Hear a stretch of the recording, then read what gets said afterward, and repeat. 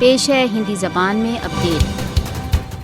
भारत द्वारा अवैध रूप से अधिकृत जम्मू कश्मीर में स्वतंत्रता आंदोलन के विरुद्ध एक के बाद एक षड्यंत्र रच रहा है। मोदी शासन भारत द्वारा अवैध रूप से अधिकृत जम्मू कश्मीर में मुस्लिम पहचान के प्रत्येक चिन्ह को मिटा देने के लिए कृत संकल्प है। मोदी शासन कश्मीरियों के अपनी महान संस्कृति, ऐतिहासिक तथा धार्मिक महत्व के सभी स्थलों से वंचित करने का षड्यंत्र रच रहा है। श्रीनगर में ऐतिहासिक ईदगाह की जमीन को हथियाने की कार्रवाई कश्मीरियों को अपनी आध्यात्मिक तथा धार्मिक पहचान से वंचित करने की भारत की नवीनतम योजना है। भारतीय जनता पार्टी शासन घाटी में बाहर के लोगों को बसाकर कश्मीर की जनसंख्यात्मक स्थिति को परिवर्तित करने का षड्यंत्र बना रहा है। भारतीय मैशिनेशन कश्मीरियों को स्वतंत्रता के अपने लक्ष्य की सिद्धि के प्रयत्नों से नहीं रोक सकती। भारत द्वारा अवैध रूप से अधिकृत जम्मू कश्मीर में भारत को इस प्रकार के षड्यंत्रों से रोकने के लिए जागरूक लोगों को कश्मीरियों का साथ देना चाहिए। आरएसएस समर्थित फासिस्टवादी